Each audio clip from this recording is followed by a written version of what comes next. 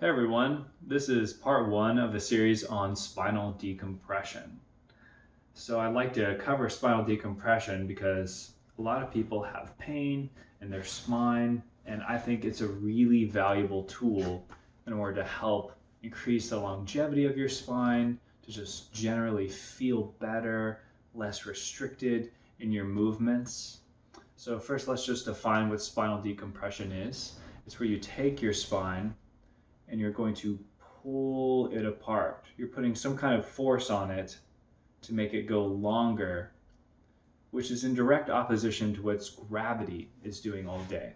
As we walk around, we're mostly upright when we're standing, sitting. Gravity is compressing our vertebrae together. Unless we undo that regularly, over time, you can really start to get hunched over. Different parts of the spine start to collapse in, and that's not good. That's really going to limit your mobility. It's going to create pain. So I found in my own practice that if I regularly decompress the spine, I feel much better and I get a result that I couldn't just get from stretching, strengthening, and mobilizing different joints. I need to actually pull the spine apart to feel my best. So a lot of people might be familiar with inversion tables, which is where you clip your feet in to a table and then you lean back, the table pivots up. Now you're hanging upside down from your ankles, which is a great way to decompress your spine. There's several $100s. You might not have one around.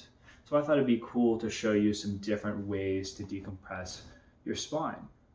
And that gets us to the first principle of spinal decompression, which is that you don't just have to decompress your spine by pulling on one specific part of your spine.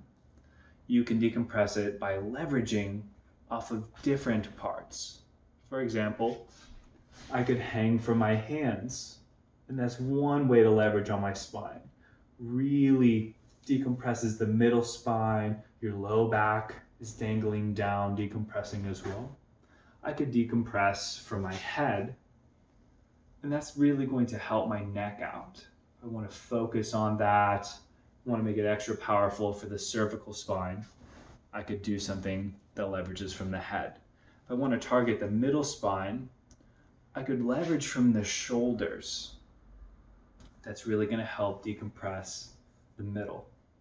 Or I could hang upside down by folding over at the hips. That's really going to help my low back decompress. And of course, because the rest of my body is hanging underneath, my middle spine and neck are going to benefit too.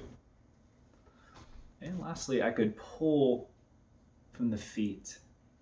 That's going to get my low back in particular as well. And it's an easy position to arrange.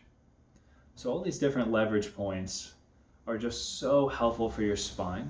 At a given time and place, maybe one makes more sense than another. So instead of thinking, well, I don't have an inversion table, I can't decompress my spine, it's better to think, okay, how can I leverage on different parts in order to achieve the result that I want? Oh, my neck's kind of junked up.